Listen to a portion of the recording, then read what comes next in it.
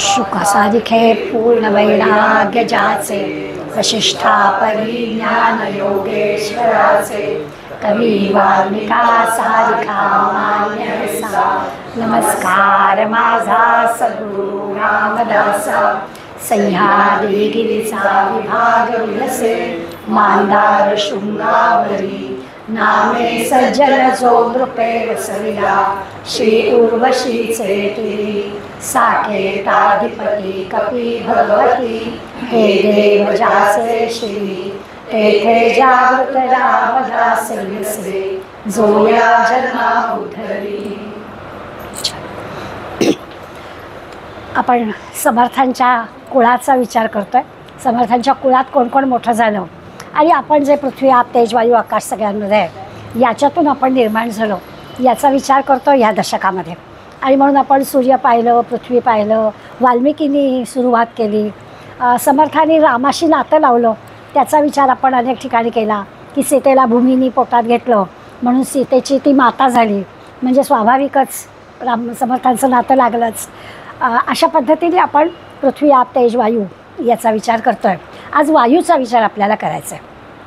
हे जे वायुस्तवन आहे खरं तर आपण सगळेजणं सायन्स आणि जॉग्रफीमध्ये जे शिकलो आहे त्याचा आज थोडासा अभ्यास होईल की नेमकं हे वायू म्हणजे काय आहे.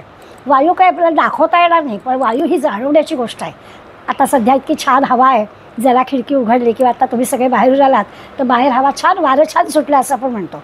हा वायू आपल्याला दाखवता येणार नाही आहे पण त्याच्याशिवाय आपण जगू शकणार नाही आहोत. एक असं जे काही पृथ्वीच्या भोवती एक वायूचं म्हणजे ज्याला आपण वायूच्या मिश्रणाचं आवरण म्हणूया तसं आवरण आहे ज्याला आपण आपल्या भाषेमध्ये वातावरण म्हणतो की वातावरण कसं आहे तर ते हे जे सगळं हवेचं सगळ्या वायूंचं मिळून आवरण असतं त्याच्याबद्दलचा विचार आज आपल्याला करायचा आहे. प्रत्येकच ग्रहाभोवती आपल्याला अशा निरनिराळ्या प्रकारचं वातावरण दिसतं. आता आपण प्रत्येक ग्रहाभोवती म्हणतो आहे म्हणजे काय, पृथ्वीवर मंगळावर आपलं जाणं झालेलं आहे त्याच्या बातम्या आपण ऐकतो आहे त्यामुळे पण पृथ्वीच्या भोवती असं सगळं वातावरण आहे. भूगोलात शिकल्याप्रमाणे ह्या सगळ्या वातावरणामध्ये म्हटलं तर 76% नायट्रोजन, 21% आपला ऑक्सिजन असं आहे. आता उरलेला जो 1% आहे त्या 1%मध्ये आपल्याला त्रासदायक असणारे सगळे वायू आहेत म्हणजे 1% आहे पण तरी ते त्रासदायक किती आहेत ह्याचा ओझोन असेल किंवा या सगळ्या गोष्टींचा आपण सारखा पर्यावरणाच्या दृष्टीने विचार करतो की ते त्रासदायक 1% असणारे असे सगळे आहेत. आणखीन थोडा बारकाईने विचार केला तर असं म्हणतात की या हवेमध्ये जसं धुळीचे कण आपल्याला कळतात तसं बारीक बारीक कोळशाचे कण असतात, बर्फाचे कण असतात, वाफ असते. अशा सगळ्या गोष्टी मिळून आपण ज्याला वायू म्हणतो आहे असा हा वायूचा विचार आपल्याला करता येईल. म्हणजे तो हवा ही गोष्ट काही दिसत नाही, आपण हवेशिवाय राहू शकत नाही. श्वासोश्वास चालू आहे आणि झोपेतसुद्धा चालू आहे त्याच्याशिवाय आपल्याला राहता येत नाही. त्यामुळे त्या हवेचा उपयोग, हवेचा परिणाम, हवा आहे हवा नाही हे आपण समजून सांगू शकतो पण दाखवू नाही शकत. हवा की दाब आपल्याला हवेचा दाब माहिती असतो, हवेच्या दाबावर मोठमोठी यंत्रंसुद्धा चालतात त्यामुळे तो आपल्याला माहीत असतो. पण तरी असं कितीही जरी वर्णन केलं तरी अगदी आवश्यक असणारी श्वासासारखी, श्वासाला आवश्यक असणारी, पाणी जसं आवश्यक आहे तसं आवश्यकता असणारी हवा आहे आपल्याला जिवंत राहण्यासाठी. परंतु त्या हवेला आपल्याला असं दाखवता येणार नाही, जाणीव होईल. त्या हवेला जसं पाण्याला आपण म्हणतो की पाण्याला स्वतःची चव नाही तसं हवेलासुद्धा स्वतःची चव नाही. जसं दाखवता येत नाही तसं त्याला चव पण नाही. पण हवा सुगंध किंवा दुर्गंध आणू शकते. अशा पद्धतीने आपण हवेची ओळख ज्याला म्हणतो ती करून घेऊ शकतो. तिची आवश्यकता आपल्याला खात्रीपूर्वक माहिती आहे. नाक तोंड दाबलं तर आपल्याला त्याची जाणीव होईल की हवा नसेल तर आपलं काय घडणार आहे वगैरे वगैरे. हा झाला आपला रोजचा अनुभव. पण ऋग्वेदानी म्हणजे ऋषीमुनींनी या विषयी बराच अभ्यास केला. हे काही सगळं पाश्चात्य लोकांकडून आपल्याला ज्ञान मिळालं अशातला काही भाग नाही. तर ऋषीमुनींनी या सगळ्या पृथ्वी आप तेज वायू आकाशी जी पंचमहाभूत ज्यांना म्हणतो आहे याच्यावरती एवढा अभ्यास केला आहे. वायूचं स्तवन पण लिहिलेलं आहे. जसं सूर्यस्तवन आपण म्हणतो, आता डी व्हिटॅमिन कमी झालं की रोज सूर्यस्तवन म्हणा असा सांगतो. आणि जेव्हा सगळे औषधं थकतात तेव्हा मग ठीक आहे जरा पाठव गं मला फोटो. परवाच माझे एक वेवडे आहेत त्याला डी व्हिटॅमिनची गोळी डॉक्टरांनी घ्यायला सांगितली आहे मी म्हटलं त्याला की अहो सूर्यस्तवन म्हणा, हे असल्या काय याच्यावरनं काही होत नाही. म्हटलं नका घेऊ, गोळीवरती विश्वास आहे, गोळी घ्या. पण काल आला आहे मला मेसेज, ती त्याचा फोटो काढून पाठव बघतो म्हणून. बघा शेवटी माणूस जेव्हा बाकीच्या गोष्टींचे उपाय ठकतात तेव्हा बरोबर या सगळीकडे येतो. आपण धीराने घेतलं तर होईल. ऋषीमुनींनी अभ्यास करून ही गोष्ट मान्य केलेली आहे, दाखवलेली आहे, प्रूव्ह केलेलं आहे. पण आपण सगळ्या गोष्टी जसं आहे की अन्य अनेक गोष्टी आपण काही अभ्यास केलेला नाही आहे, परंतु आपण उपयोगात आणतो आहे की. जसं घरातल्या सगळ्या आपली आयुधं जी आहेत त्या सगळ्यांचा आपण कुठे अभ्यास केला आहे. ते तयार वस्तू आपण पैसे टाकून आणली आहे, पण त्याचा उपयोग आपण करतो आहे. मायक्रोवेव्ह आहे, फ्रीज आहे, वॉशिंग मशीन आहे, सगळ्या गोष्टी आपण वापरतो आहे. त्या बनवण्यात काय आपण आपला सहभाग आहे, पण आपल्याला कळलं आहे. तसं का नाही म्हणायचं की ठीक आहे वायुस्तवन त्यांनी केलं आहे, मी उपयोग करते त्याचा, पण आमचा विश्वास असायला पाहिजे ना. असो, मुद्दा काय तर ह्या वायूचं ऋग्वेदामध्ये ह्या वायूचं स्तवन आहे. त्यांनी असं वायूचं वर्णन करताना म्हटलं आहे की वायूला 1000 डोळे आहेत. तुम्हाला 2च डोळे आहेत, पण वायूला 1000 डोळे आहेत. आणि वायू हा मनाच्या वेगाने पळतो. मनोजवम मारुततुल्य वेगम आपण रोज म्हणतो, त्याचा अर्थ आपल्याला कळेल. हा जो वायू आहे, वा याचा अर्थ वाहणं. आणि म्हणून वायूचं वाहण्याचं, जसं आत्ता म्हटलं की सुगंध किंवा दुर्गंध वायूवर आपल्याला येतो, तर त्याचं कामच ते आहे, वाहणं हे त्याचं काम आहे. वात ह्याचा अर्थ वायू देवता. वात म्हणजे वायू. आपल्या भाषेमध्ये हवेला, वाताला, वायूला वारा या शब्दाने आपण वात शब्द वापरतो, पण त्याचा अर्थ मात्र म्हणजे अधिदैविक अर्थ त्याचा म्हटला तर त्याचा अर्थ वायू देवता असा आहे. आधी भौतिक विचार केला तर आपण आत्ता म्हणतो तसं वारा, हवा असे शब्द वापरू शकतो. शरीराचं स्वास्थ्य याच्यावर अवलंबून आहे. जसं श्वास घेण्यासाठी हवा लागते, तसं खरंच मोकळ्या हवेमध्ये असा श्वास घेतला की किती बरं वाटतं. आता आपण अगदी सांगतोय सगळ्यांना, घरात बसू नका, थोडं बाहेर पडा, हवेमध्ये फिरा, कारण हवा ही आपल्याला आरोग्य देते, शरीर स्वास्थ्य देते. त्या वायूचं स्तवन का केलं आहे समर्थाने, म्हणजे खरंच संतांनी पण ह्या पुढाकार घेऊन अगदी एक संबंध समाज त्याच्यासाठी खर्च केला. प्रत्येक वेळेला असं वाटतं की हा काही केशरी कपड्यात बांधून पूजा करण्याचा, फुलं वाहण्याचा ग्रंथ नाही. हे वारंवार आपल्याला लक्षात येतं. किती गोष्टींचा त्यांनी उल्लेख त्याच्यामध्ये केला. त्यामुळे वायुस्तवन महत्त्वाचं, वायूचं महत्त्वाचं कार्यच आहे. आणखीन एक गोष्ट आहे की आपण जे शब्दोच्चार करतो ना, आता आपण शरीराकडे वळूया. हे झालं सगळं वातावरणातल्या वायूचा, हवेचा विचार.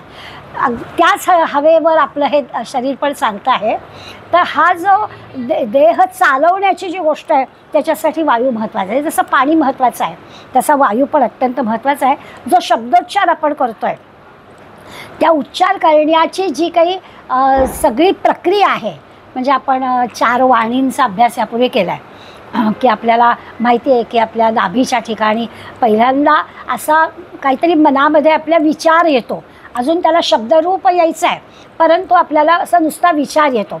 आणि मग त्या विचाराचं पुढे पुढे काय होतं, त्याचा ध्वनीत रूपांतर कसं होतं, शब्दात रूपांतर कसं होतं, आणि मग तो शब्दाच्या उच्चारांनी आपण वाणी वाटे कसं प्रगट करतो.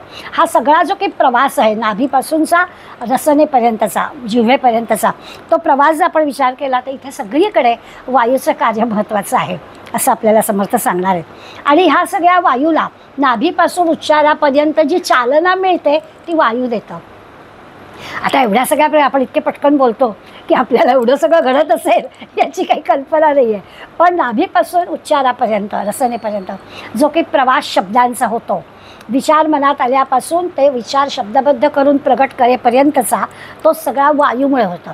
ह्याला जी चेतना मिळते, शक्ती मिळते, ती वायुशक्ती असते. म्हणून आपण शब्दांचा उच्चार करू शकतो. आपण आता जरा दुसऱ्या दृष्टीने विचार करूया की जे बोलू शकत नाहीत, ज्यांना बोलताच येत नाही, त्यांचं काय होतं. तर आपण काय म्हणतो की त्यांची जीभ जड आहे किंवा काहीतरी रसनेत प्रॉब्लेम आहे. तर तसं नाही, हा इथपासूनचा प्रॉब्लेम असतो की मनात विचार आलेले वायू पुढे सरकवत नाही आणि शब्दबद्ध होत नाही, ध्वनी रूपांतर होत नाही आणि त्यांना बोलता येत नाही असं होतं. म्हणजे मुखावाटे ते शब्दोच्चार होणार म्हणून त्या ठिकाणी प्रयत्न करावाच लागतो. परंतु प्रश्न असा आहे की तो वायू कमी पडतो आणि वायू त्यांना पुढे सरकवतच नाही. आणि त्यामुळे त्याला बोलायचं असतं पण त्याला सांगता येत नाही. आपण त्यांचं वर्णन असंच करतो की त्यांना काहीतरी खाणाखुणा करतात, त्यांच्या डोळ्यात असं दिसतं, पण नेमकं त्यांना बोलता येत नाही. त्याच्यामध्ये वायू कमी पडतो, वायूची शक्ती कमी पडते असा त्याचा अर्थ. आणि त्यामुळे वायू किती महत्त्वाचा आहे हा की आता वेगळं सांगायला नको. समर्थांनी अशीच सगळी प्रस्तावना करून आपल्याला वायूचं महत्त्व पटवून दिलेलं आहे. आता शरीर मग अशी म्हणतात मनोजवम मारुतले वेगम, तो वायू किती मनोवेगाने धावतो. त्याला फक्त मनाचंच उदाहरण, मन जसं चंचल आहे आपलं, घटकेत इथे तर घटकेत कुठे असं हिंडतं. आत्ता वाटतं आपल्याला आपण सगळेजण एकाच छताखाली बसलो आहोत, पण प्रत्येकाच्या मनात आपण किती किती ठिकाणी फिरून येऊ शकतो हे फक्त आपणच सांगू शकतो असं होतं. त्यामुळे असा वेग मनासारखा ह्या वायूला आहे.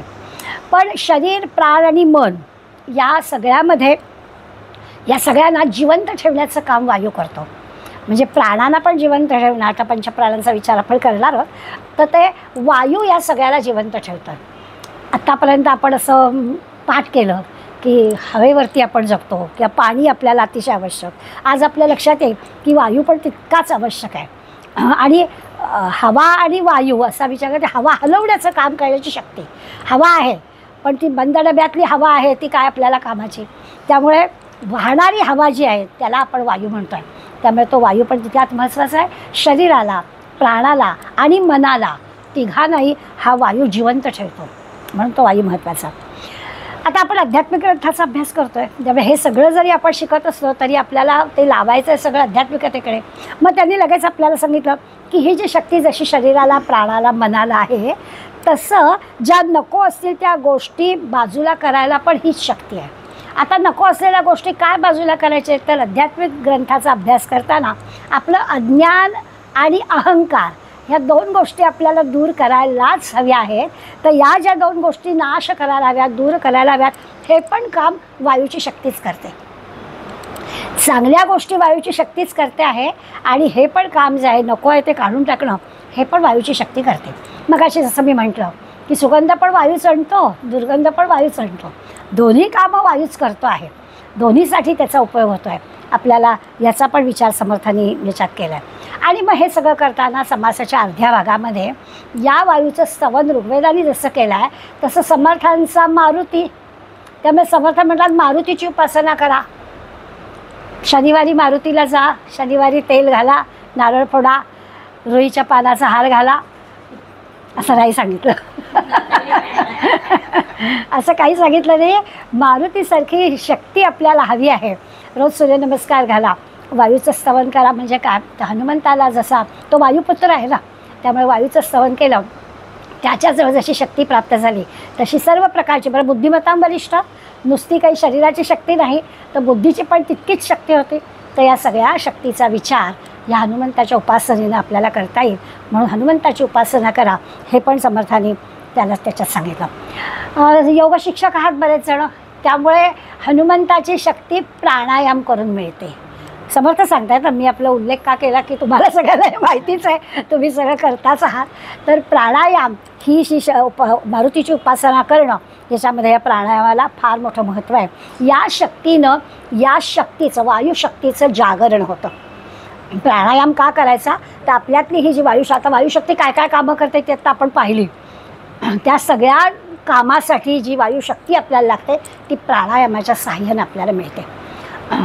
आता खरं तर असं आहे की साधं आपल्याला सर्दी होणार आहे असं जरी नुसतं वाटलं आणि प्राणायाम केला ना, तरी तो लगेच तो वायू काम करतो आणि जी काही सर्दीची आपली भावना असते ती जाते. हा आपला अनुभव आहे नित्याचा.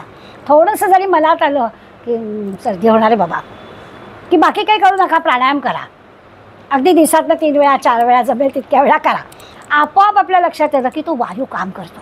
शेवटी नको असणाऱ्या गोष्टी फेकून देण्याचं काम वायू करतो आहे, तेच काम करायचं आहे. तर अशा पद्धतीनं हनुमंताची उपासना करा, म्हणजे प्राणायाम करा, शक्तीचं जागरण करा. ती जी काही हनुमंताच्या शक्तीशी आपलं अनुसंधान जुळवायला हवं, त्याची उपासना करायची. म्हणजे काय, त्याचं स्मरण करायचं सारखं की अरे तुला एवढं मिळालं, तू जन्मतः उड्डाण केलंस बाबा, जन्मतः उड्डाण नको आम्हाला दिला, इथल्या इथे तरी नीट ठेव. अशा प्रकारची उपासना त्याची करायची. आपण असं म्हणतो की ही जी पृथ्वी, आप, तेज, वायू, आकाश, ही ज्या पंचमहाभूतं आपल्यामध्ये आहेत, त्यातलं आपल्याला ठीक आहे आकाश आणि वायू याबद्दल आपण दाखवू नाही शकत. आकाशतत्व म्हणजे पोकळी, ती पण आहे, कारण शरीरामध्ये ज्या सगळ्या आत हालचाली आहेत त्याच्यासाठी पोकळीची गरज आहे. ते वायू आणि आकाश या 2 गोष्टी दाखवू शकलो नाही तरी त्या आहेतच. बाकीच्या ज्या 3 आहेत, म्हणजे पृथ्वीला आपण म्हटलं, जसं पायामध्ये पृथ्वीचा भाग जास्त आहे, तर पृथ्वी, पाणी आणि स्वाभाविकच अग्नी ही जडद्रव्य आहेत, मूलद्रव्य किंवा जडद्रव्य त्याला म्हणायचं. आणि ही माणूस जो आहे तो हा जडद्रव्याचं म्हणजे जडद्रव्यामुळे आहे. पण तरी देखील ही पण 2 गोष्टी त्याला लागतात, सगळी पंचमहाभूतं त्याला लागतात. ही जी 3 आहेत ही जीवनात जरा घट्टपणाला आहेत, कारण ती जडद्रव्य आहेत ना. म्हणजे आपल्या देहाला बळकट येण्यासाठी पायावरती आपल्याला जोर हवा, मग पायात ताकद असायला हवी, तर पृथ्वी हे तत्त्व पायामध्ये जास्त आहे, मग ते जडद्रव्य आहे. त्या ह्या जडद्रव्यांना सुद्धा घट्टपणानं रोवून ठेवण्याचं काम हे वायुतत्व आपल्याला करत आहे. म्हणून सुद्धा वायुतत्वाचं महत्त्व सांगेल. दुसरं असं की आपण नेहमी म्हणतो की माझं मन काय सांगेल ते मी करेन. आपलं फार असतं, माझं मन काय म्हणतं आहे मला माहीत नाही, मन सांगेल ते करीन. तर ह्या शरीराला हलवणारी, शरीराकडून काही गोष्टी करून घेणारी ही जी काही मन नावाची गोष्ट आहे, त्या मनाला ताकद देणारा पण वायूच आहे. कधी कधी आपलं होतं बघा, दुपारच्या वेळा जरा आडवं झालं की कधी नव्हे ती अशी डुलकी लागते आणि मग खरं कळत असतं की आता उठायला हवं आहे, पण ते जड देह नको म्हणतो उठायला. मग तेव्हा मनाला ताकद यावी लागते. मनाने असं मला ते उठा, भरपूर कामं आहे, की मग आपलं मन लगेच आहे. ही जी वायुशक्ती आहे ना, ती देण्याचं काम ही सगळं हे करतो, वायू करतो. त्यामुळे जडद्रव्य कधी कधी जड नावाप्रमाणे होतं, तर त्याला आपल्याला ह्या वायुशक्तीचा खूप मोठा उपयोग होतो. अशी ही वायुशक्ती अगदी म्हणजे क्षणक्षण आपल्या कामाला येणारी अशी आपली शक्ती आहे. एक वाक्य जरा थोडं अवघड आहे, परंतु या समासाच्या अखेरीला हे वाक्य समर्थाने आपल्याला सांगितलं आहे, म्हणून आपण लक्षात येतं. असं म्हणतात की आपल्याजवळ एक चित्शक्ती आहे. आता चित्शक्ती म्हणजे ज्ञानशक्ती. जसं मी मगाशी म्हटलं की हा सगळा भूगोल आणि विज्ञानाचा अभ्यास असला तरीसुद्धा ते आपल्याला आध्यात्मिक याच्याशी जोडायचं आहे. तसं आहे की हे सगळं जे वायुतत्व आपल्यामध्ये आहे हे आपल्याला पटलं आहे, पण याचा उपयोग काय? तर जेव्हा ही ज्ञानशक्तीच्या पोटी असणारी एक चिन्मय शक्ती असते. चिन्मय याचा अर्थ पूर्ण ज्ञान, ज्याला अध्यात्मज्ञान, ब्रह्मज्ञान, आत्मज्ञान असा जो सगळे शब्द वापरतो, हे जे सगळं ज्ञान आहे ते सगळं ज्ञानसुद्धा या प्राणशक्तीच्या म्हणजे वायुशक्तीमुळे प्राप्त होतं. म्हणजे आणखीन सोपं करून सांगायचं झालं तर आपण नुसतं असं ऐकलं आहे की वर्षोनिवर्ष काही तपश्चर्या करणारी मंडळी हिमालयामध्ये राहतात. काय खातात, काय पाणी पितात, ज्या जीवनावश्यक गरजा आहेत त्या पण त्यांच्या तर त्यांना लागत नाही की नुसत्या त्या वायुशक्तीवर, प्राणशक्तीवर ते अनेक वर्ष जिवंत राहू शकतात. तर ते काय आहे, तर त्याचा पण उल्लेख त्यांनी केला आहे की ह्याला सगळ्याला वायुशक्तीच जबाबदार आहे. वायुशक्तीच्या सहाय्यानं त्यांना अन्न पाण्याची गरज लागत नाही. आपण असं वाचलं आहे की रामायणामधले म्हणजे वनवासात जेव्हा राम लक्ष्मण गेले तेव्हा लक्ष्मणाला अशी शक्ती मिळाली होती की तुला अन्न पाण्याची गरज लागणार नाही. आता आपल्याला असं वाटतं असं काही 14 वर्ष काहीतरी काय, कारण आपण त्याला माणूस म्हणतो, आपण आपल्यासारखं म्हणतो. 14 वर्ष काय, 14 तास नाही तर 14 वर्ष कसं काय राहिला. तर ही जी काय ती वायुशक्ती, या प्राणशक्ती ज्याला म्हणतात, ती त्याची अशी होती की त्या प्राणशक्ती म्हणजे वायुशक्तीमुळे त्याला या बाकी गोष्टी काही लागल्या नाही. म्हणून ते आपल्याला सांगतात की ज्ञानशक्तीच्या जोरावरती, ज्ञानशक्ती कुठून मिळते, आत्मज्ञान कुठून प्राप्त होतं, हे ब्रह्मज्ञान कुठून मिळतं, तर ते सुद्धा या वायुशक्तीने प्राप्त होतं. यासाठी वायुशक्ती फार महत्त्वाची आहे. आता या सगळा जो काही कारभार आपल्या जगाचा चाललेला आहे हा सगळा वायुशक्तीवर चाललेला आहे. देहाचा जसं चालला आहे सगळ्या जगाचा पण चालला आहे. त्यामुळे वायुशक्ती किती महत्त्वाची आहे हे आपल्याला कळलं. दृश्य स्वरूप जे काही वायूचं आहे ते दृश्य स्वरूप आपण झाडांची पानं हलतात किंवा वारा चांगला सुटला की आपल्याला जे काही असं ते दृश्य स्वरूप दिसतं. इकडली वस्तू तिकडे वाऱ्याने उडत गेली, खूप वादळ मोठं झालं तर अगदी पत्रे पडून गेले, कौलं पडून गेली, अशा प्रकारचं वर्णन आपण वाचतो बघतो. तर ते सगळे परिणाम म्हणून आपल्याला माहिती आहे. हे वायूचे परिणाम काय होतात ते आपल्याला कळतं. आणि आत्ता पाहिलं तसं शब्दोच्चारामुळे सुद्धा वायूचा परिणाम आपल्याला कळतो. त्यामुळे ते आपल्याला कळलं आहे देहामध्ये काय किंवा विश्वामध्ये काय, पिंडी काय किंवा ब्रह्मांडी काय, सगळीकडे वायूचा परिणाम आपल्याला कळतो. त्यामुळे वायुदेव धन्य आहे वगैरे वगैरे आपल्याला त्याच्यामध्ये काही नकार देण्यासारखं काही नाहीच आहे. खरोखर वायूचं शक्ती पण विलक्षण आहे, वायूचं काम पण विलक्षण आहे असं दिसेल. वायुवेगानं असा आपण उल्लेख केला ते खरंच आहे. सगळ्या जीवप्राण्यांचं, आता माणसावरून आपण सगळ्या जीवप्राण्यांवर पण येऊ की सगळ्या जीवप्राण्यांचं जे काही वर्तन आहे ना ते सगळं आता या वायुशक्तीवर अवलंबून आहे. कारण सगळ्यांना श्वास घ्यावा लागतो, माणसालाच काय सगळ्या जीवजंतूंना श्वास घ्यावा लागतो. तर सगळ्यांचंच जे जे काही सजीव म्हणजे वनस्पतीसुद्धा या सगळ्यांना या वायूची गरज आहे. सगळ्या क्रिया त्यांच्या हा वायू घडवतो. म्हणजे चालणं, धावणं, खाणं, पिणं, पळणं, सगळ्या ज्या गोष्टी क्रिया कृती जे म्हणतो त्या सगळ्यासाठी लागतं. इतकंच काय, अगदी छोट्या जागेतून आपण बाहेर जाताना आपलं शरीर आकुंचन करतो. तर आकुंचन करणं आणि प्रसरण पावणं ह्या पण गोष्टी वायू करतात. आपण जेव्हा आपल्या स्वतःला आकुंचन करतो तेव्हा काय लहान होतं आपलं, तसं पाहायला गेलं तर हाडं तर काही लहान होणार नाही आहेत. मग लहान काय होतं, आपल्याबदली वायुशक्ती. मग आपण त्या कमी जागेतून हळूच असं जातो. ते जे आहे ती वायुशक्ती आपल्याला आकुंचन करते किंवा प्रसरणसुद्धा पावायला ती वायुशक्तीच आहे. मग खरं काही सांगायच्या पोटाचा घेरा होणं म्हणजे काय, वायूच वाढवणं आहे. त्या प्रसरण आणि आकुंचन या ज्या दोन गोष्टी आहेत यासुद्धा वायूमुळे होतात असं आपल्या लक्षात येईल. देहाचा विचार करताना आपण पंचप्राण नेहमी म्हणतो.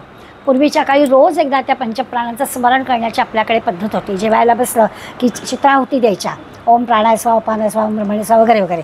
तर अशा ज्या 5 आहुती द्यायच्या त्या पंचप्राणांना स्मरण करून त्या आहुती द्यायची पद्धत होती.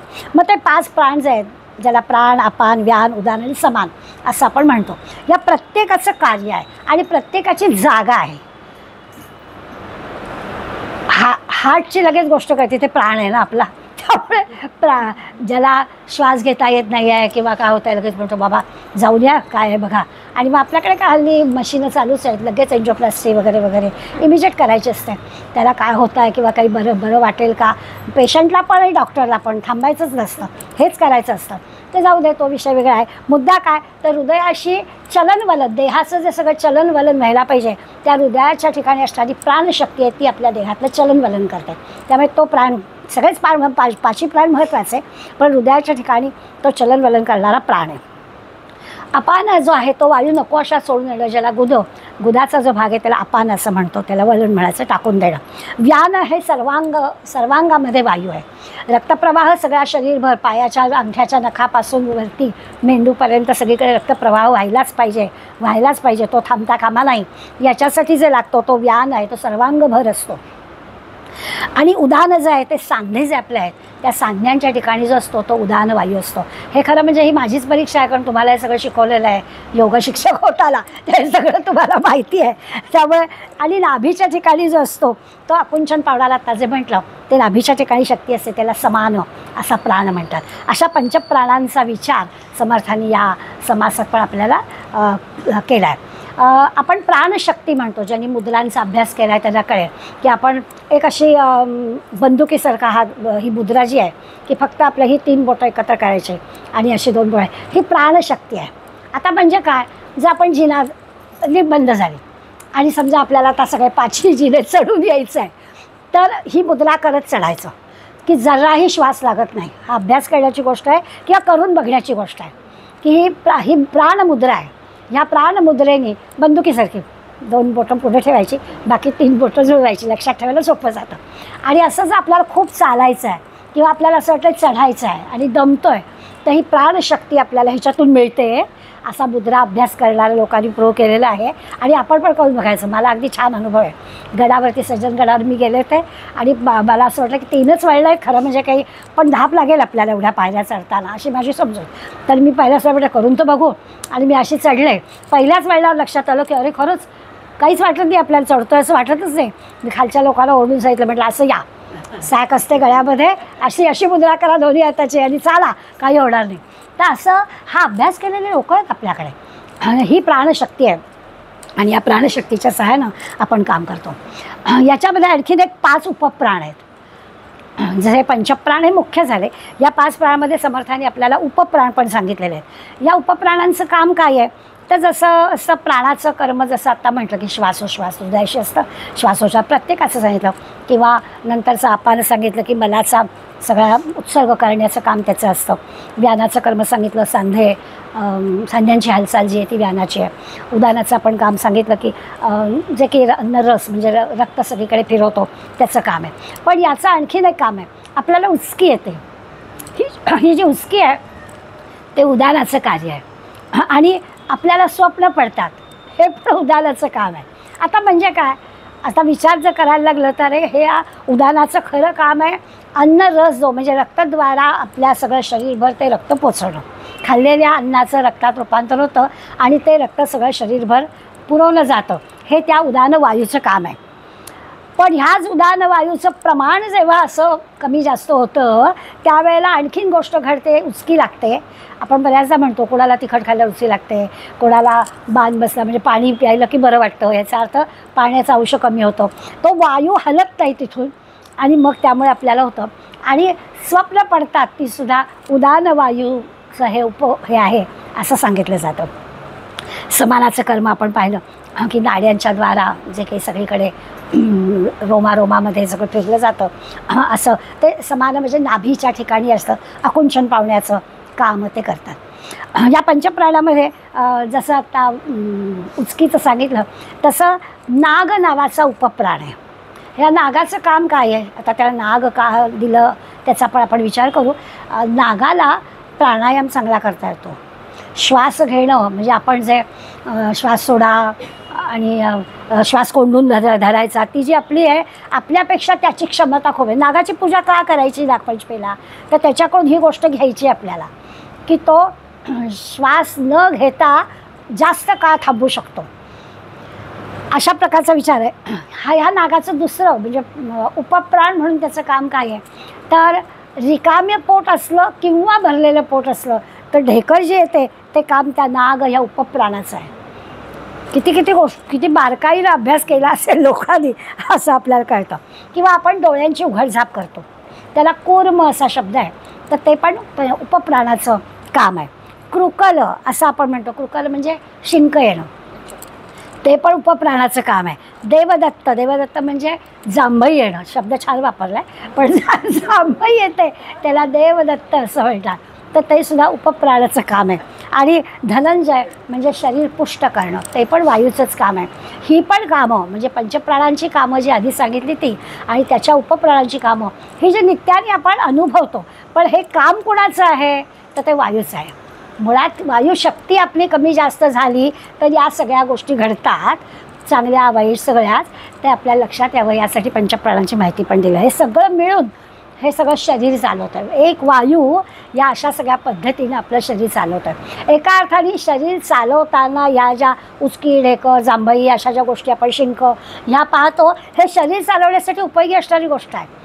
अगदी अनुभव आहे. शिंकाच्या 5-6 आल्या की आपल्याला एकदम फ्रेश वाटून जातं. त्याचं कारण असते की वायू नको असणाऱ्या गोष्टी दौडून टाकतो बाहेर आणि मग आपल्याला बरं वाटतं. अशा पद्धतीनं या वायूचं काम आहे. स्वर्गलोक ज्याला म्हणतात त्याच्यामध्ये सगळेच असतात. म्हणजे स्वर्गामध्ये राक्षस पण असतात कारण काहीतरी चांगलं कर्म त्यांनी केलेलं असतं त्याचा परिणाम म्हणून स्वर्गात जायला भेटतं. तर त्याच्यामध्ये त्यांनी असं म्हटलं की स्वर्गलोकातले देव राक्षस कोणी असू दे किंवा भूलोकाचे मृत्यूलोक ज्याला म्हणतो त्या मृत्यूलोकावरचे मानव जीव प्राणी हे सगळे श्वापद वनचर जलचर स्वर्गात असोत नाही तर पृथ्वीवर असो सगळ्यांना श्वासोश्वास लागतो म्हणजे वायू लागतो. असं नाही की बा तुम्ही अमक्या ठिकाणी गेलात ना मग आता श्वासाची काही गरज नाही तुम्हाला असं नाही चालणार. कुठेही असलात तर या वायूची आवश्यकता आहेच आहे. वायूशिवाय आपल्याला श्वासाशिवाय आपल्याला राहता येणार नाही. अगदी आकाशामध्ये उडणारे पक्षी असले किंवा आकाशात उडणारं विमान असलं तरीसुद्धा हवा लागणारच आहे त्याला. हवेशिवाय काही ते जाणार नाही असं आहे. उग्र रूप पाहिलं तर आपल्याला दिसतं की अग्नीचं खूप मोठं जर झालं ते वायूमुळे घडतं. हवा जर प्रचंड असेल तर ती आग वाटेल तशी वाढते वायूमुळे. वायूने जो उग्र रूप धारण केलं नाही तर अग्नी विझून जातो. तिथे हवाच नसेल वायूच नसेल तर अग्नी विझून जातो. पण वायू जर असेल तर अग्नी पसरायला वेळ लागत नाही असं घडतं. पाण्याचा सुद्धा विचार केला तर पाण्याचं पण असंच होतं की आकाशामध्ये ढग जमा होतात पण ते वाराच त्यांना इकडून तिकडे नेतो ना. वायूच त्यांना इकडून तिकडे नेतो आणि मग कुठेतरी पर्वताला डोंगराला अडकलं की मग ते ढग पाऊस पाडतात वगैरे वगैरे. निसर्गातल्या ह्या सगळ्या ज्या गोष्टी आहेत ह्यासुद्धा वायूमुळे घडतात असं होतं. हे सगळं जसं होतं तसं आपला जो अंतरात्मा आहे सारखं जोडायचं आपल्या अंतरात्म्याशी बरं का. पण हे सगळं प्रत्यक्ष विज्ञानाने प्रूव्ह केलेल्या गोष्टीच कशा इकडे पण पुराव्यानिशी आपल्याला मिळतात याच्यासाठी समर्थांसारखे संत आपल्याला जोडून दाखवतात. ते म्हणतात वास्तविक या वायूच्या मागे खरं म्हणजे ही वायूची शक्ती आपण म्हणतोय, याला कोण शक्ती देतं?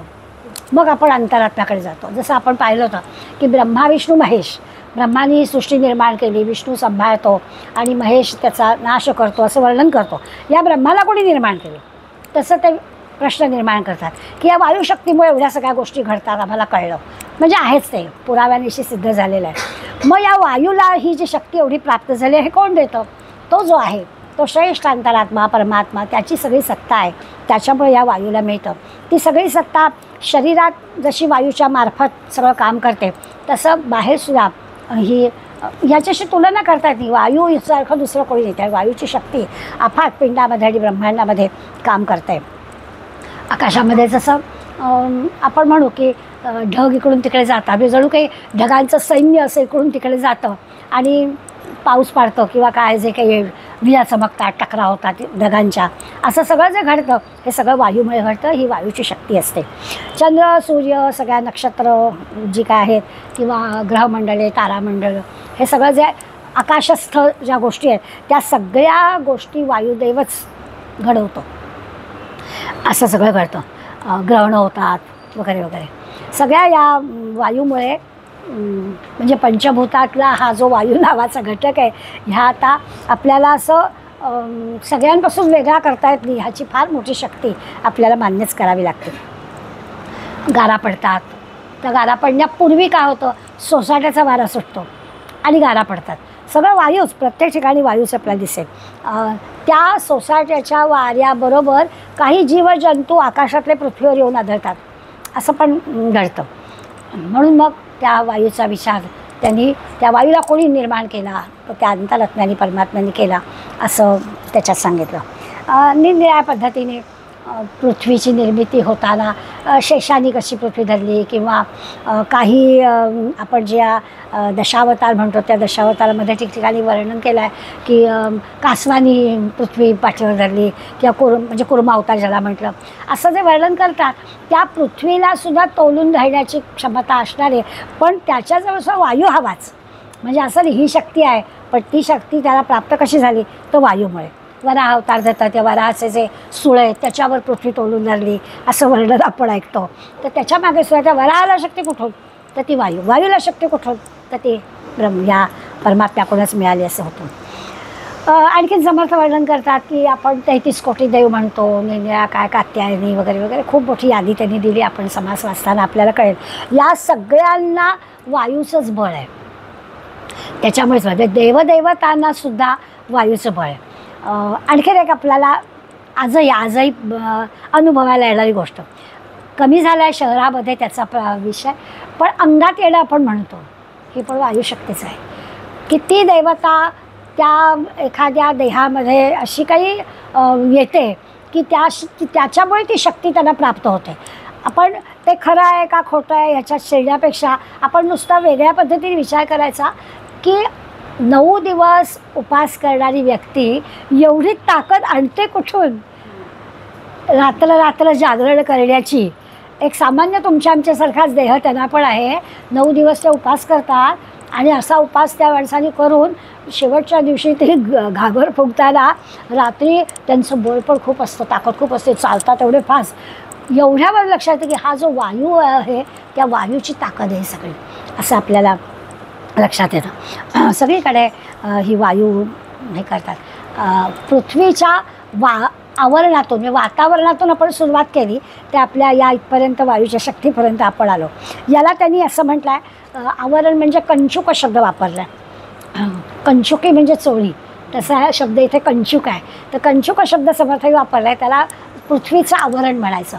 तर हे पृथ्वीचं आवरण सगळं वायूने भरलेलं आहे. त्यामुळे पृथ्वी पण स्वतःभोवती फिरते आहे, सूर्याभोवती फिरते आहे, आपल्याला घेऊन फिरते आहे. आपण सगळेजणं सगळे 84 लक्ष योनी जीव त्या वायूवरती जिवंत आहोत. हे सगळं जे काही एवढा प्रचंड कारभार चालला आहे हा सगळा वायूमुळे चाललेला आहे असं कळतं आहे. हे सगळं पहिल्या 23 ओव्यांपर्यंत समर्थाने वर्णन केलं आणि मग असे म्हटलं तसं 24व्या ओवीपासून अखेरपर्यंत हनुमंताची उपासना सांगितली की हे सगळं ठीक आहे. आपल्याला पण असं वाटतं की 23 ओव्या वाचल्यावर बरं ठीक आहे असेल बाबा, मग 24व्या ओळीला आपण आता कळलं आम्हाला उपासना काय करायची ती फक्त सांगा की हे ज्याला कळलं आहे त्याचं नाव घेतलं की पुरे. जसं आपण घरात म्हणा मी सांगते ना ऐक, आता मी सांगते ना ऐक याचा अर्थ आधी जे काही आहे ते सगळं मला माहीत आहे तर तू त्याच्यात शिरू नको आता ऐक. तसं या 23व्यात शिरूया नको, जे की आहे ते आहे, विद्यार्थी सिद्ध केलं आहे. पण ते ज्याला सगळं प्राप्त झालेलं आहे त्या हनुमंताची समर्थ म्हणतात उपासना करा. मी सांगतोय ना मारुतीची उपासना करा, एवढं आपण लक्षात ठेवायचं. हा जो हनुमंत आहे वायुपुत्र आहे, वायूचा मुलगा आहे. तन आणि मन अगदी दोन्ही रामाच्या स्मरणामध्ये आहे अखंड. हनुमंताचं तन आणि मन हे सतत रामाच्या स्मरणात आहे. गमतीच्या 2-3 गोष्टी ह्या हनुमंताच्या चरित्रात गमतीच्या सांगितल्या जातात, पण त्याच्यामध्ये हनुमंताच्या मनामध्ये रामाविषयी किती आदर प्रेम आहे हे सांगणाऱ्या त्या कथा आहेत. त्यामुळे आपल्याला त्या कथांमधला फक्त भावार्थ घेण्यापुरती ती कथा ऐकायची. एक गंमतशीर नातवंडांना सांगायला उपयोगी पडते म्हणून सांगतात की अयोध्येला सगळी मंडळी आली, रावणाचा पराभव झाला, सगळं छान झालं, वनवास संपला, सगळी मंडळी अयोध्येला परत आली, हनुमंत बरोबर आला. हनुमंत सतत रामाबरोबर. आता खरं इतक्या वर्षांनी राम आला आहे तर रामाची आता भरत तिथे होता, शत्रुघ्न तिथे होता, त्यांना भेटायचं. किती गावातले सगळे लोक रामाला भेटायला उत्सुक होते अयोध्येतले, त्यांना भेटायचं होतं. माता सगळ्या रामाच्या भेटीसाठी उत्सुक होत्या. पण हा आहेच, हा काही रामापासून हालायला तयारच आहे. सगळ्यांनी तक्रार केली, गमतीचा भाग आहे याच्यामध्ये. तर सगळ्यांनी तक्रार केली की ह्याला काय काही आम्हाला प्रायव्हसी हवी की नाही, बोलायला हवं की नाही, हा आपला आहेच. मग आता काय करायचं तर सगळ्यांनी सीतेकडे कंप्लेंट केली की काय कर बाबा, पण त्याला काय ते सांग आणि त्याला आता बाजूला कर, हा आम्हाला रामाला भेटूच देत नाही आहे. ठीक आहे त्यांनी मदत केली रामाला वगैरे, आम्हाला मान्य आहे, पण आता अयोध्येत आल्यावर कशाला असं म्हणून मग सीतेने असं केलं, काहीतरी आता आयडिया लढवायला हवी. मग सीतेने म्हटलं की सकाळपासून रामाची जी कामं असतात त्या कामांची आपण यादी करूया. आणि कामाची यादी करायला सुरुवात केली. उठल्यापासून रात्री झोपेपर्यंत रामाला काय काय मदत लागते त्याची यादी सीतेने केली आणि त्याच्या पुढे कुणी काम करायचं ते यादीत सांगितलं गेलं. हनुमंताला कामच दिलं नाही. त्यामुळे हनुमंताने आता इथे येण्याचा काही प्रश्नच नाही आहे रामासमोर अशी त्यांची. तर हनुमंताने ती यादी वाचली, मला ओके ठीक आहे काही प्रॉब्लेम नाही, बुद्धिमत्ता वरिष्ठ आहे. तो म्हणाला सीतामाई तू यादी केली आहेस पण एक काम राहिलं आहे. तर मला काही कामं राहिली, मी उठल्यापासून झोपेपर्यंत सगळी कामं झालेली आहेत काय. आणि मला नाही कसं रामाला जांभई आली तर टिचकी मी वाजवणार. आता जांभई केव्हा यावी याचा काहीच भरवसा नाही, एकाला आली तरी दुसऱ्याला येते, त्यामुळे सारखंच समोर पाहिजे केव्हाही जांभई येईल. हा पुन्हा तिथेच आता आली का पंचायत. बरं रामाच्या म्हणजे सीतेच्या असं लक्षात आलं की आम्हाला पण दोघांना प्रायव्हसी नाही आहे, तो आमच्या इथे पण हलतच नाही इथेच आमच्या. म्हणून मग सीताबाईंनी एकदा विचार केला की आता काहीतरी करायला पाहिजे बाबा. मग एकदा ते अंघोळ करून आल्यावर आरशासमोर भांगात सेंदूर भरत होते, हा होताच तिथे. यांनी विचारलं हे काय करता आई तुम्ही. तर म्हणाला अरे सेंदूर भरलं ना की स्वामींचं आयुष्य वाढतं म्हणून विवाही स्त्रिया भांगामध्ये सेंदूर भरतात. हा जाऊन शेंदुरात लोळून आला, म्हणाला असं आहे का, एवढंच कशाला. आपण सगळेजण त्या सेंदुरामधलं एवढंसं लावतो, कुठेतरी भाव असतो आपल्याला माहिती नसलं, पण तो सेंदुरात लोळून आला की माझ्या स्वामींचं आयुष्य जर वाढणार असेल एवढंसं कशाला. अशा प्रकारच्या गमती वाटणाऱ्या असतील गोष्ट. त्यातला मुद्दा काय तर रामाबद्दल त्याचं असं काही अखंड प्रेम होतं की तो रामाशिवाय राहूच शकत नव्हता. म्हणजे त्याच्यानंतर मग वाल्मिकीने त्यांना सांगितलं की नाही असं नाही, आता तुम्हाला ठीक आहे तुमची इच्छा असेल तर मी मग कुठेतरी लांब चबुतऱ्यावर बसला जाऊन. गोष्ट वाढवतात लोक, कीर्तनकार असतात ना त्यांना ह्या अशा गोष्टी वाढवण्याची फार कला असते. आणि मग तो सगळ्यांच्या आग्रहाखातर मला ठीक आहे तुमची इच्छा आहे तर मी जातो म्हणजे का उंच चबुतऱ्यावर जाऊन बसला आणि सारखंच टिचक्या वाजवायला लागला. आता तिथे जायचं नाही, केव्हा जांभई येईल याचा काय भरोसा नाही, म्हणून बसला तिथे टिचक्या वाजवत रामनाम घेत. आणि इकडे रामाला निद्रेचा इतका त्रास लागला की झोपच येईना, सारख्याच टिचक्या सारख्या जांभई, आपण झोपच नाही. शेवटी सगळ्यांनी सांगितलं बाबा रे तू आपलं तुझ्या ड्युटीवर हजर हो. गंमत म्हणून सांगायचं, पण असं होतं की इतकं रामावरती अत्यंतिक प्रेम ह्याचा विचार. प्राणनाथच म्हणता हनुमंताला, प्राणनाथ असा शब्द आहे. प्राण नसेल तर सगळं व्यर्थच, तसा हा हनुमंत प्राणनाथ आहे. दुसरा हनुमंताचा आहे की तो चिरंजीव आहे. तो आहेच आहे. म्हणजे आपण अश्वत्थामा बलिर्व्यासो हनुमांश विभीषणा कृपा परशुरामश्च सप्तैते चिरजीविनः असं म्हणतो. ही 7 मंडळी आजही आपल्यामध्ये आहेत. आपल्या सगळ्यांना माहिती आहे. सगळी अलीकडल्या लोकांचं उदाहरण दिलं ना की आपल्याला लक्षात येतं की एकदा असतात अशी मंडळी. आपला काही संबंध असो नसो पण तरीसुद्धा असं कसं असेल, चिरंजीव असले म्हणून काय झालं. आपल्याकडे अशी पद्धत आहे की जिथे रामकथा चालते त्या ठिकाणी हनुमंताला पाचारण करायचं. कीर्तन असू दे, प्रवचन असू दे, रामकथा असेल तर त्याला एक पाठ मांडायचा आणि कथेच्या सुरुवातीला त्याचं स्मरण करायचं आणि असं मनोमनी मानायचं की या ठिकाणी हनुमंत येऊन कथा ऐकायला बसलेले आहेत. अशी एक पद्धत आपल्याकडे आहे. अनेक वर्षोनिवर्ष ही पद्धत चालू आहे. केवळ हनुमंत चिरंजीव आहेत म्हणून पडलेली ही प्रथा आहे. तर आपल्याकडे न्यायाधीश रानडे म्हणत होते कथा सांगायचे आणि त्या कथेच्या वेळेला त्यांचा एक मित्र होता. ते स्वतः पण न्यायाधीश, तर त्यांचे अनेक वकील मित्र पण यायचे कीर्तनाला. त्यामुळे एकाने त्यांना असं म्हटलं की हे काय, तुम्ही पण असा विश्वास ठेवता या गोष्टीवर? तुम्ही पण रामकथा सांगता आणि पाठ ठेवता आणि हनुमंत येतो कथा ऐकायला असं म्हणता, काय म्हणे हे काय बरोबर आहे का? असं तो म्हणाला. तर ते म्हणाले की तुम्हाला जसं वाटत असेल की हे खोटं आहे तर तुम्ही आपलं करा परीक्षा. तर म्हणाले असं करा, तो पाठ तुमच्या घरचा आणा, त्या पाठावर शाल असते ती तुमची घरची आणा, तुम्हीच ती घाला आणि बघा प्रयोग करून. माझं काही म्हणणं नाही, खरं आहे का खोटं आहे ते तुम्हीच जाणा. पण प्रथा आहे, लोक असं करतात आणि मग मी कथा सांगतो त्यामुळे मी पण लोक म्हणतात म्हणून करतो. माझी पण ही गोष्ट आहे की तो चिरंजीव आहे बाबा, म्हणजे खरंच असला तो येऊन बसत असेलही. आणि म्हणून म्हणे त्यांच्या कथेच्या वेळेला एकाने असं केलं बरं का. आणि मग कथा चालू झाली आणि मग ती शाल तरी ओढून बघितली, ती काही त्याची येईना. आता खरं तर कोणीच वरती बसलेलं होतं, नुसता पाठ आणि वरती शाल. आता हे काय असं चमत्कार वाटेल असं आहे, खरं आहे का खोटं? पुन्हा आपण कसं ना, आपण फार चिकित्सक करून तर आपण बघणार नाही, पण शाल ओढायची हिंमत नाही आणि हो आहे बनवत नाही, अशी आपली परिस्थिती असते. त्याला काही आपला इलाज नाही. पण आपण एवढं धरून चालू की बाबा ठीक आहे, होता तो रामभक्त, वायुपुत्र, चिरंजीव आहे, हे सगळे शब्द आपल्या असू दे, येऊ दे, एवढी लोक येतात ते एक पाठ ठेवायला काय जात आहे, अशा भावनेनं का होईना आपण ते करतो. पण एकदा असं झालं की त्या हनुमंतावर म्हणे मृत्यूचा प्रसंग ओढवला. आता समर्थ हनुमंताची उपासना करायला सांगतायत, त्यामुळे हनुमंताचं सगळं चरित्र आपल्याला माहिती पाहिजे. तर मग हनुमंतावर जेव्हा मृत्यूचा प्रसंग ओढवला तेव्हा हनुमंताचं काय झालं ते झालं, पण सगळ्यांचे श्वासोश्वास अडले. वायुपुत्राला तो वायू मिळे ना, सगळ्यांना श्वासाला त्रास व्हायला लागला. घाबरगुंडी उडाली लोकांची, सगळ्या जीवांची. आणि म्हणाले अरे बापरे, आपण म्हणतो ना मला श्वास मिळत नाही आहे. आता असं सगळ्यांची स्थिती व्हायला लागली, समोर मृत्यू उभा राहिला. त्यामुळे मग सगळ्या देवादिकांची हे झालं की काय झालं. मग लक्षात आलं की त्या हनुमंताला काहीतरी होतं. हनुमंत जेव्हा सूर्य गिळायला गेला आणि तिथे सूर्य गिळायला गेल्यावर त्या इंद्रानी त्याच्यावर वज्र फेकलं, त्याच्या त्या हनुमान अनवठीला ते लागलं, असं सगळं झालं आणि मारुती बेशुद्ध पडला. तेव्हा सगळ्यांचा श्वास अडला.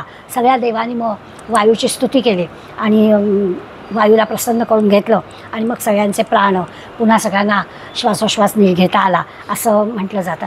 असा हा जन्मापासून प्रतापी असणारा आहे. त्यामुळे त्या हनुमंताचं स्तवन आपण करावं असं ते सांगतात. नंतरसुद्धा आपल्याला माहिती आहे की रावणाच्या कैदेत सगळे देव होते हो, आणि त्या सगळ्या देवांना हनुमंतांनी सोडवून आणलं. त्यामुळे सगळ्या त्या रावणासारख्या म्हणतात तशा राक्षसांना ठार मारून त्या देवांची सुटका त्यांनी करून घेतली. या सगळ्या गोष्टी पाहिल्या तर त्या वायुदेवाला किंवा हनुमंतालाच फक्त शक्य आहे. सगळ्या राक्षसांची काय म्हणतात अशी पाळंमुळं त्यांनी खडून काढली. म्हणजे नुसतं त्यांना मारलं नाही की त्यांचा अगदी पूर्ण बिमोड करून टाकला. रावण सिंहासनावर बसला होता आणि मारुतीने त्याला ठोसे मारले वगैरे वगैरे गोष्टी आपण अशा चित्रातून याच्यातून पाहतो तेव्हा आपल्याला मोठी गंमत वाटते. हनुमंतानी उड्डाण केलं, शेपटी काय पेटवली, सगळी लंका काय जाळली. म्हणजे हा एक वेगळाच म्हटलं तर मानवी अवतार, म्हटलं तर प्राणी, पण ही प्रचंड प्रकारची शक्ती त्याच्याजवळ आहे. म्हणजे लंकेमध्ये लंका जाळली तेव्हा ती आग शांत करायला पाणी पण मिळणार नाही, खरं समुद्रकाठी, पण पाणी पण मिळणार नाही अशी त्यांनी व्यवस्था करून, असा काही भयंकर पराक्रम असणारा हा हनुमंत होता. पण त्यांनी सगळ्या ब्रह्मा विष्णू महेश किंवा आपण स्वर्ग मृत्यू पाताळ ह्या सगळ्यांना म्हणजे देवांना आणि सगळ्या लोकांना अगदी समाधानी केलं. जिथे जिथे गैर आहे, वाईट आहे, राक्षस आहेत त्यांचा नाश केला, पण बाकी सगळ्यांना मात्र सुखी केलं. आता हनुमंत म्हणतो, एक हनुमंताच्या तोंडचं उद्गार आहे. हनुमंत असं म्हणतो आहे रामाच्या बाबतीमध्ये की माझं जेव्हा मी शरीर असा विचार करतो, हनुमंत जे म्हणतो आहे की मी जेव्हा माझं शरीर असा विचार करतो तेव्हा राम मी तुझा दास आहे. देहबुद्ध्या तू दासोहम. देहबुद्धीने विचार केला तर रामाचा दास मी, बरोबर आहे, आपल्याला पण पटलं. पण मी जेव्हा बुद्धीचा विचार करतो म्हणजे सूक्ष्म पातळीवर येऊन विचार करतो त्यावेळेला असं असतं की तू परमात्मा, आणि मग तू परमात्मा आहे तर जीवयुक्त हा जीवबुद्ध्या हा मी कसा आहे तत्वद अंशकः. म्हणजे देहाचा विचार केला तर मी दास आहे, पण मी जर बुद्धीने विचार केला तर मी तुझा अंश आहे.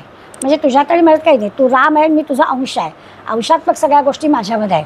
त्यामुळे जीवबुद्ध्या विचार केला तर तुझा अंश मी आहे, जीवाने विचार केला तर.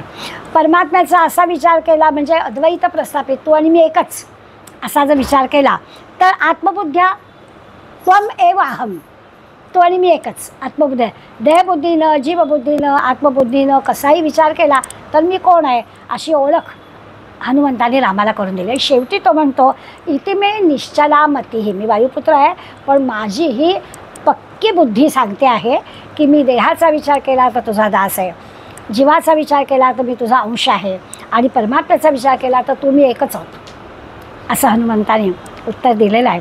चांगली गोष्ट आहे. आपण असं वर्णन करतो की प्रत्येक दिशेला एक एक देवता आहे आणि त्यामुळे त्या सगळ्या देवतांचा वायू आत्मा, हनुमंत तर चिरंजीवच आहे पण प्रत्येक दिशेची पण देवता आहे आणि सगळ्या देवतांचा आत्मा जो आहे तो वायू आहे. आणि त्या सगळ्या वायूमुळे आणि देवतांमुळे त्या देवतांना ह्याची शक्ती मिळाली म्हणून ह्याच्यामुळे म्हणूया यांनी हा जो द्यूलोक आहे हा सगळा स्थिर राहिलेला आहे. म्हणजे दिसतं आपल्याला सूर्याभोवती फिरतो आहे, पृथ्वीभोवती फिरतो आहे, पण आपण राहू शकतो आहे पृथ्वीवरती. तर याचा अर्थच तो आहे की त्या पृथ्वीचा विस्ताराला मर्यादा, तिच्या गतीला मर्यादा, या सगळ्या ज्या काही आहेत ह्या वायूमुळे आहेत. ऋग्वेदाने आपल्याला अशा पद्धतीचं सगळं आधीच सांगून ठेवलं आहे. आता असं आहे की आपल्या मधल्या काळामध्ये 100-500 वर्ष आपण काही अभ्यासच केला नाही वेदांचा, तर वेदांमध्ये काय सांगितलं हे आपल्या सामान्यांना कळलंच नाही. आता पुन्हा एकदा वेदांचा अभ्यास सुरू झाला आहे. भले आपल्या देशातल्या लोकांकडून आपल्याला कळेल का न कळेल माहीत नाही, पण पाश्चात्य देशात अभ्यास करतायत. आपल्या अण्णा नेहमी म्हणायचे की योगासनं आम्ही इथे शिकवतो आहे, सगळं ठीक आहे, एक वेळ अशी येईल की ते पाश्चात्य लोक इथे येतील, योगाचे वर्ग काढतील आणि तुम्ही रांग लावून पैसे भरून शिकायला जाल, नेहमी अण्णा म्हणायचे. तर तसं आपल्या आयुर्वेदाबद्दल, ह्या वेदज्ञानाबद्दल या अशा गोष्टी घडतात. पाश्चात्य देशात खूप मोठं अभ्यास याच्यावर चाललेला असतो. पण ठीक आहे, कधी ना काही जे काही नेमकं आहे त्याचा अर्थ आपल्या मंडळींना कळेल. अशा प्रकारची वायूची शक्ती आपल्याला शिकायची. या सगळ्यातून आणखीन एक आहे, एवढी सगळी शक्ती त्याच्याजवळ असूनसुद्धा तो अलिप्त आहे. म्हणजे वारा सगळ्यांना स्पर्शून जातो पण तो गुंतून राहत नाही. हा गुण त्याच्याकडला आपल्याला घ्यायचा आहे. आपण पण सगळ्या या दुनियेतच राहायचं आहे पण आपण अलिप्तपणाला राहायचं आहे. वायू कुठे गुंतून राहत नाही, तो वाहत असतो, जाताना सगळ्याला बरोबर घेऊन जाईल, परंतु तो त्याच्यात अडकत नाही, तो गुंतून राहत नाही. भक्ताच्या ठिकाणी अशी अलिप्तता यावी म्हणून सुद्धा वायूचा विचार, वायूचा अभ्यास आपल्याला करायचा आहे. ज्याला अशी उपासना करायची आहे, प्राणधारणा करायची आहे, ध्यानधारणा करायची आहे, त्याला हा सगळा अभ्यास करायचा आहे. एवढा आधार पुरेसा असतो अभ्यास करायला, त्या वायूच्या शक्तीचा आधार पुरेसा. आपल्याला बाकी तांत्रिक गोष्टी आपल्याला खूप लागतात. शांत जागा लागते, मग बसायला अमुकच स्थान हे पाहिजे, इतकीच उंची पाहिजे, मांडीला त्रास होतो मग खुर्चीत बसून पाहिजे वगैरे. आपल्या ज्या ह्या तांत्रिक गोष्टींमधल्या आपण खूप गोष्टी बदल करतो किंवा असंच पाहिजे असं म्हणतो. पण हे सगळं असो नाही तर नसो वायुशक्ती पाहिजे असा त्याचा अर्थ आहे. त्यामुळे आपल्याला जे की श्वास उच्छ्वास याचा अभ्यास, प्राणायाम, ध्यानधारणा या सगळ्या ज्या गोष्टी करायच्या आहेत याला वायूची अत्यंत गरज आहे. असं गमतीनं म्हणतात, गमतीनं नाही आहे, खरंच आहे, फक्त आपण ते तितकं पाळत नसल्यामुळे आपण ते गमतीकडे न्यायचं. असं म्हणतात की 1 वेळा जो जेवतो तो योगी, 2 वेळा जो जेवतो तो भोगी, 3 वेळा जो जेवतो तो रोगी आणि 4 वेळा जाऊ दे त्याच्या पुढलं नको.